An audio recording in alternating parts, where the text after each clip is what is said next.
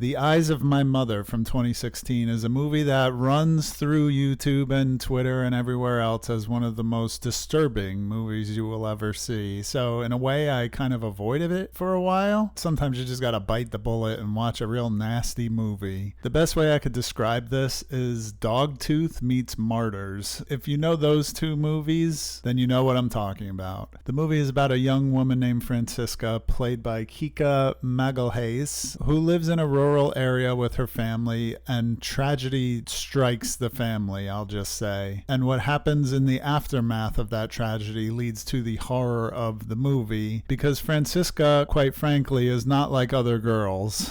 I don't want to say too much else about the plot because what makes this movie disturbing is what happens to certain characters and the way Francisca interacts with them. I thought the movie was good. It's short. It's just an hour and 17 minutes, I believe. It's shot in really nice black and white. It's very crisp looking. But I would really file this under elevated exploitation, which is a term I've used before. I don't know if I coined this term. It would be great if I did, but that's how I would describe this movie. It is very nasty, very weird, but at the end of the day, it might be lacking a little bit of substance. If you're looking for disturbing movies and you want to cross one off your list, if you haven't seen The Eyes of My Mother, check it out. The Ring 2 from 2005 is the sequel to the American version of The Ring, which was a horror movie that really meant a lot to me when I was growing up. I was obsessed with the first movie, and I can't remember if I ever saw the second one, and I don't think I ever did. This movie has a really bad reputation. A lot of people do not like this. I even listened to some podcasts about this movie where they really picked it apart, and I had to kind of admit that there are a lot of flaws with this movie, and still, I really enjoyed this one. So I'm going to go to bat for The Ring 2 here. The movie picks up right after the first one ends. David Dorfman reprises his role as Aiden, the creepy kid from the first movie, and Naomi Watts, apparently forced to do this movie by contract, also reprises her role as Rachel. The biggest thing that pisses people off about this movie is that they threw the whole videotape thing out the window. Except for the opening sequence, which is a callback to the first movie, they don't play with the videotape. Rachel actually burns it in a fire very early on in the movie. So then basically they have to pivot to a child demon possession movie where the demon is Samara from the first movie. This didn't work for a lot of people, but for me, I found the drama between the mother and son and the direction from Hideo Nakata, who was the director of the first two, I believe, Japanese Ringu movies. And I even watched the unrated extended version, and I was enthralled the whole way through. The special effects are great, with one glaring exception, and David Dorfman is so good in this movie.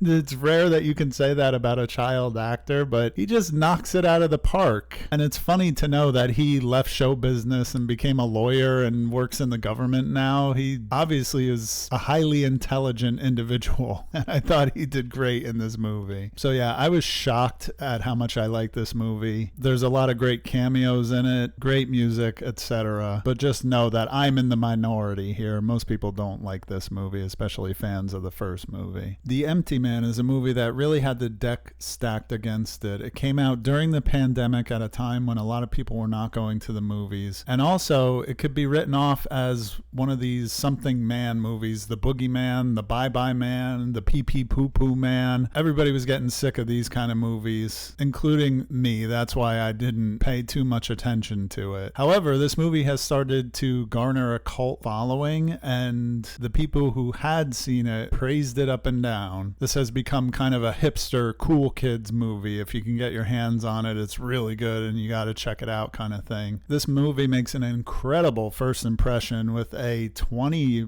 plus minute long opening sequence that many people, including myself, would say could be its own little mini movie. And then we jump forward into present day with our main character, who's played by James Badgedale, who's an actor who I really enjoy. He's a former cop and he gets involved in the disappearance of his neighbor's daughter. Now, there are elements of the urban legend of the Empty Man, and that's how he's brought into the world there's rituals that you have to do and the kids dare each other to do it. But this movie goes so far beyond that as far as overarching, even cosmic themes. In fact, I would caution, if you're watching this movie, it definitely made me feel a certain way by the end, and I don't think it was a good thing. But I had no idea where this film was going. I loved the way it was shot. There was something that was both naturalistic and stylized at the same time about it that I really can't put my finger on, but it reminded me of Jacob's Ladder quite a bit. So yeah, this is a weird one. It's very nihilistic and dabbles in some philosophies that I'm not super friendly with, but that doesn't mean that it's not a great movie and was highly enjoyable. That's why we have Discernment. Bring Her Back from 2025 is another movie that just had a really good reputation. A lot of people were buzzing about it when it came out. I'm a fan of Sally Hawkins, so I knew I would see it eventually, and I had no idea what I was in for with this one. The plot revolves around two characters, Piper and Andrew, who are sent to foster care after their father dies in the shower. Their foster mother is Laura, played by Sally Hawkins, and it's pretty obvious early on that there is something not quite right with Laura. If there's one thing I can say about this movie is that it filled me with a sense of dread from the very beginning to the very end of the film. It's very thick in this movie, the sense of danger and dread. So in that way, it completely succeeds. It's also heavy on other emotions. It's very gaslighty, manipulating, all kind of traumatizing. This really runs the gamut of making you squirm in your seat. And I'm not even talking about the gore, which is also awesome in this movie. I gave it 3.5 stars, which I feel is a very good rating for this movie because in the end, a lot of things don't perfectly come together. And although the movie is extremely sad, traumatizing, like I was saying, I didn't connect with certain characters the way some people do. And it's a challenge to get over that hill, and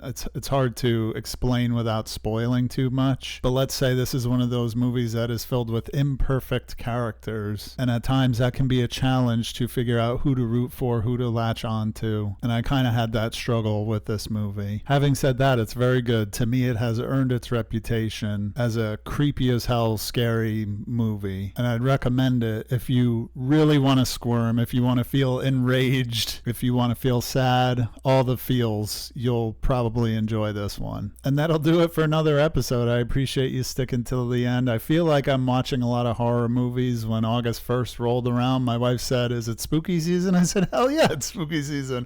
We're ready." So I'm not going to watch all horror movies until Halloween, but these episodes will be heavy on horror movies. So I appreciate you hanging out and sticking around, even if you're not into that. And I'll see you on the next one.